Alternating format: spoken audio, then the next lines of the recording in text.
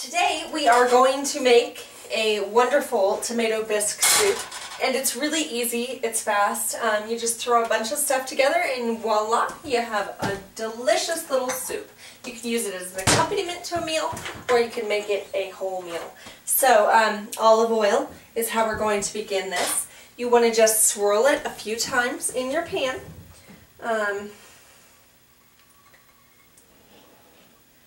Probably about a tablespoon. You want to just drizzle down in there, just around the edges. And then actually we need a little bit more than that. So you get it around all the edges.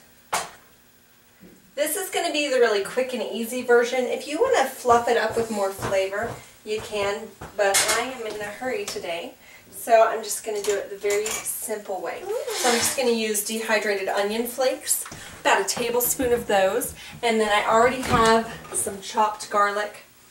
But if you are making this to be more gourmet, then I would go ahead with chopping onions and garlic to add that nice hearty flavor. But when in a time crunch or money pinch, this is a good way to do it. So you warm up your olive oil, throw your dehydrated onions and garlic in, and you're going to let that come to a nice little sizzle.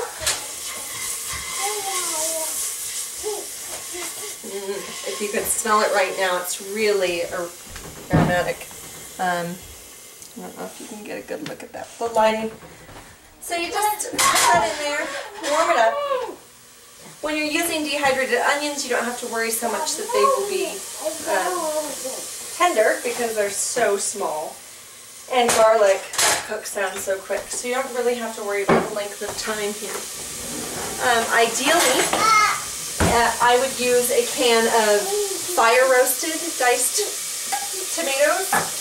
But you can use whatever you like. If you like that herb ones or plain, feel free. Whatever you have. I often keep the fire roasted on hand because they add a nice little element to anything. So you go ahead, put your tomatoes in there, and you want to saute that up a little bit. You don't want to fling tomato juice all over your counters like I just did.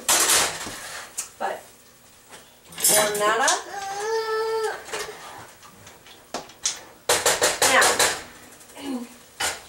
Fresh is always best, fresh herbs, but I just got home from a trip and I have barely anything in my fridge, so I am just going to add some dry ingredients this evening.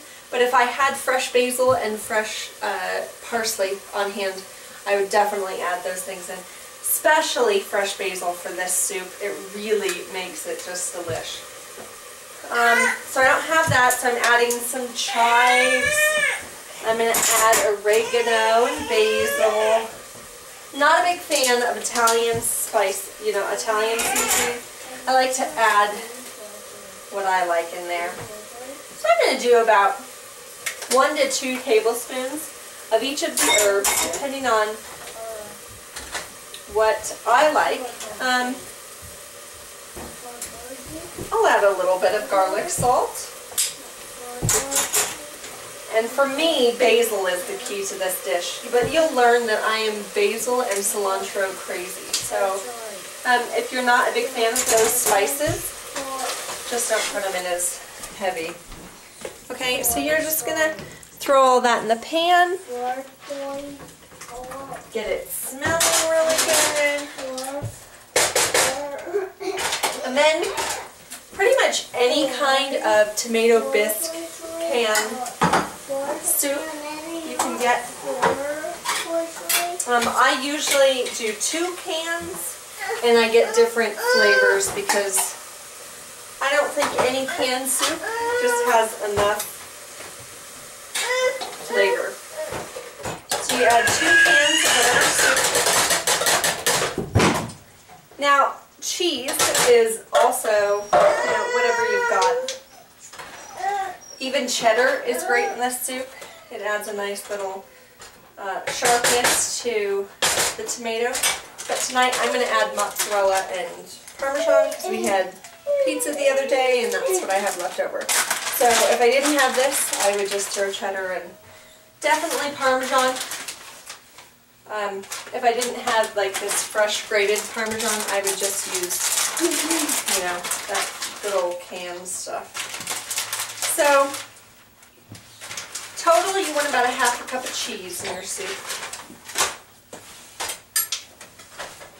And you get that in there and you're going to bring it to a nice simmer.